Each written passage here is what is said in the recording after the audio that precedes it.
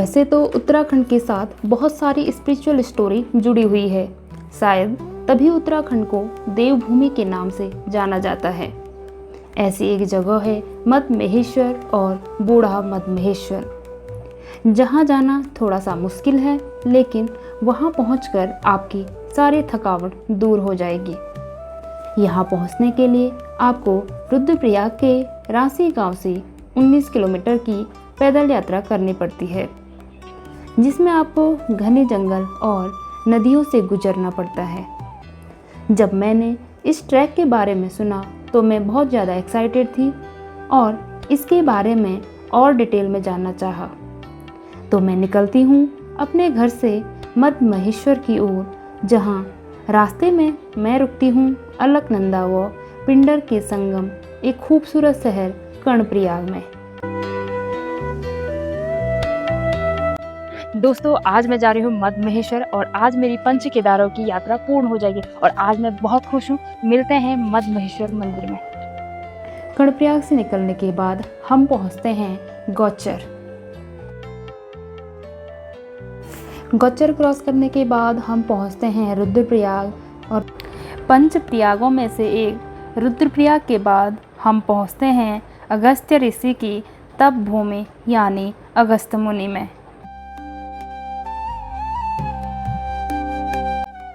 अगस्त्य मुनि से 15 किलोमीटर के बाद हम पहुंचते हैं ऊखीमठ में।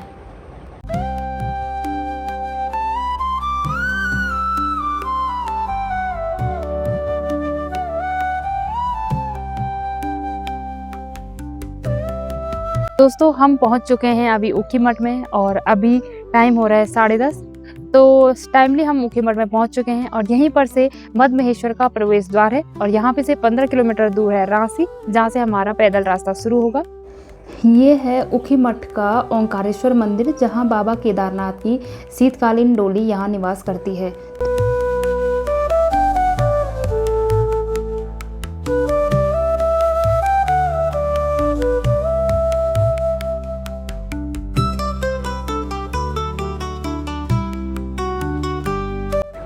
फिर हम निकल गए रांसी गांव के लिए।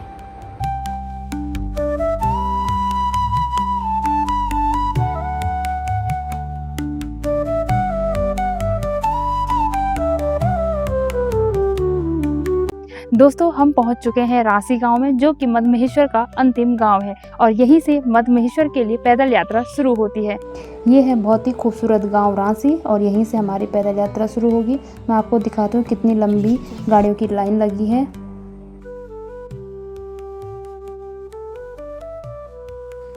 आप इसी से अंदाज़ा लगा सकते हैं कि कितनी ज़्यादा भीड़ होगी मद्महेश्वर में, जो इतनी लंबी गाड़ियों की लाइन है। हमने भी 2 किलोमीटर पीछे अपनी गाड़ी पार्क कर ली है और अब हम निकलते हैं यहाँ पे से मद्महेश्वर की पैदल यात्रा के लिए।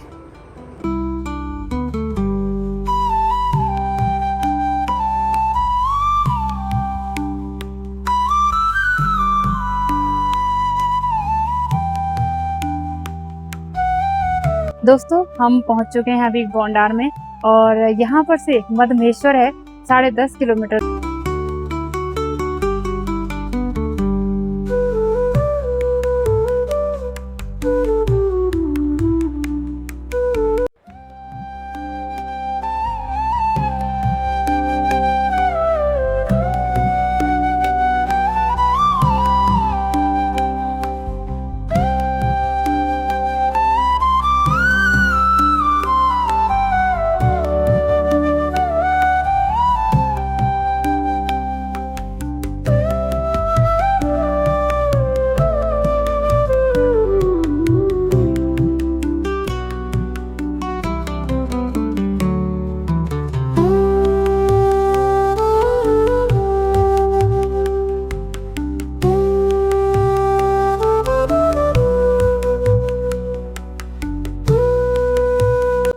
यात्रा के दौरान हमें मिलते हैं 4 धाम यात्रा पैदल करने वाले एक भक्त।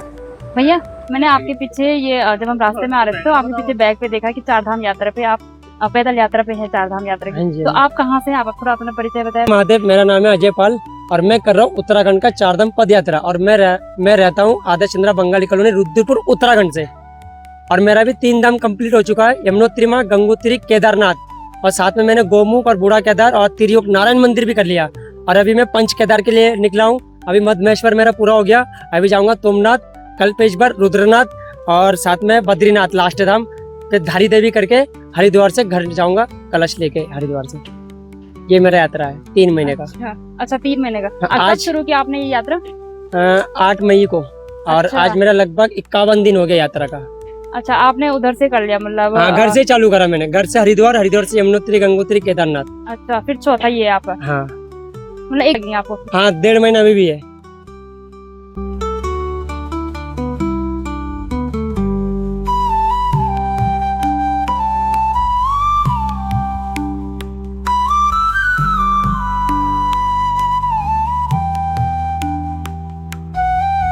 तो दोस्तों बहुत ज़्यादा खड़ी चढ़ाई है और बहुत ज़्यादा थकान भी लग रही है, क्योंकि हम दिन में 12 बजे निकले थे रांची से।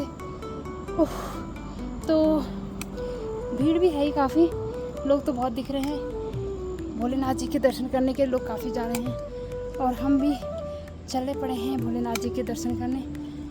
तो देखो कब तक पहुंचते हैं, अभी लगभग 9-10 किलोमीटर दूर है।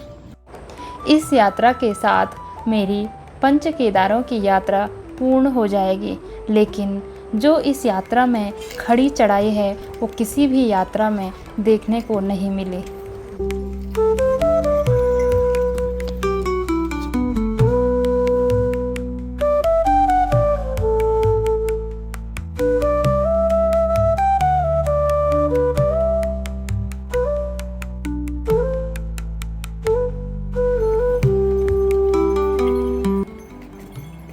दोस्तों यहाँ पे से मधमेश्वर बचा है सिर्फ 7 किलोमीटर दूर, और बहुत ज़्यादा थकान लग रही है हमें, क्योंकि बहुत ज़्यादा खड़ी चढ़ाई इसमें। और यहाँ पे हमें पत्थरों पर स्लोगन दिख रहा है, जिससे कि जो चढ़ाई है उससे हमें चढ़ने में मोटिवेशन मिल रहा है। मैं आपको बताती हूँ कि पत्थर पर क्या स्लोगन लिखा है, जिससे आप देखकर भी बहुत खुश हो जाएंगे कि सफ़र शुरू किया है तो मंजिल तक जाना है, सफ़र शुरू किया है तो मंजिल तक जाना है, पीछे अब ना देखेंगे सफ़र बहुत सुहाना है, पीछे अब ना देखेंगे सफ़र बहुत सुहाना है। इसे पढ़कर हमारे मन में भी बहुत उत्साह हुआ और हम भी फिर यहाँ पर से चलना शुरू करते हैं।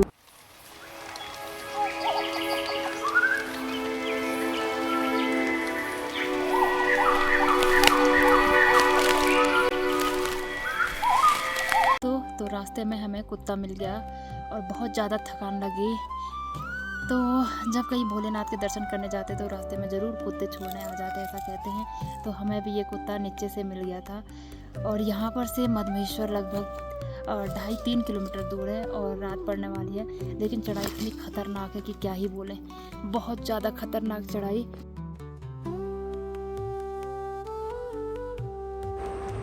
इस खतरनाक चढ़ाई के लिए मेरे हिसाब से सबसे बेहतर स्लोगन यही है। दोस्तों हम फाइनली पहुंच चुके हैं और अभी रात के 9 बज रहा है।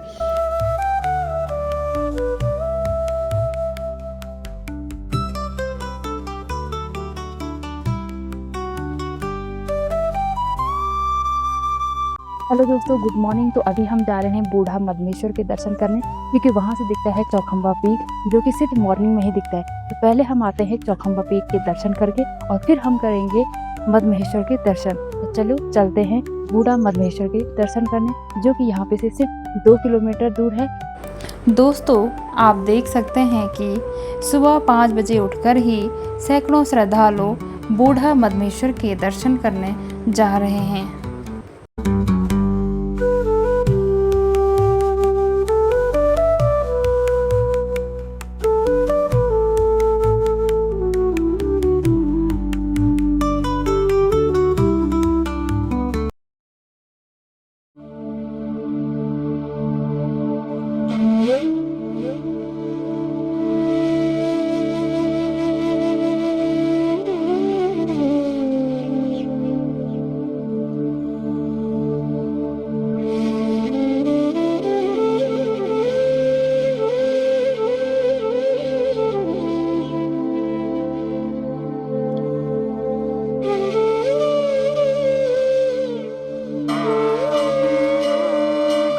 हम पहुंचते हैं बूढ़ा मधमेश्वर में, जो कि मधमेश्वर से 1 किलोमीटर खड़ी चढ़ाई के बाद हम यहाँ पे पहुंचे।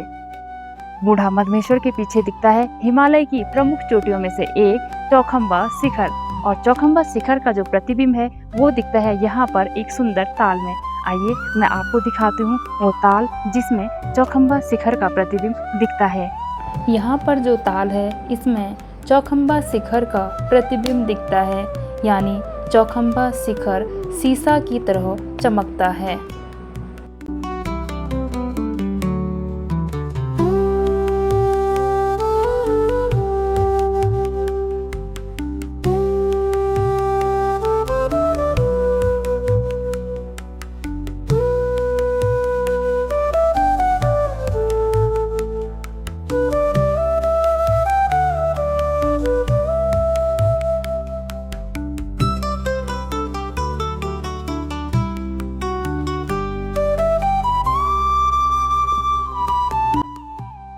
दोस्तों यहाँ से लिया हमने भोलेनाथ जी के लिए प्रसाद, और जिस पर बहुत अच्छी फोटो बनी है मध्य महेश्वर और बूढ़ा मध्य महेश्वर की।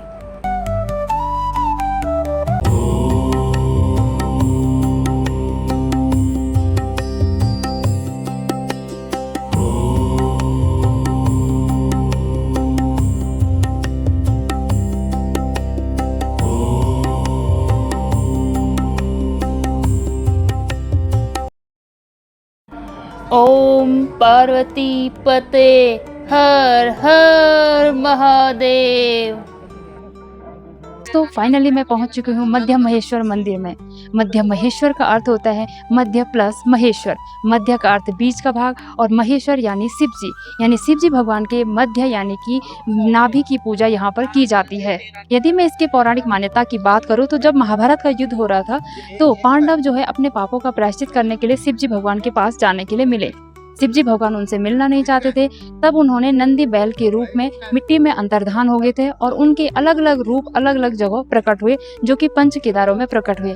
यदि मैं बात करूं, रुद्रनाथ में उनके रौद्रमुख की पूजा होती है, कल्पेश्वर में उनके केशनाथ की पूजा होती है, और तुंगनाथ में उनकी भुजा मिली, वहाँ भुजा यानी कि उनके भुजा की पूजा होती है। और ये लास्ट में जो उनके द्वितीय केदार यानी मध्य महेश्वर में उनके नाभि का अंग प्रकट हुआ, जिस कारण से उनको मां नाभि की पूजा यहाँ पर की जाती है। तो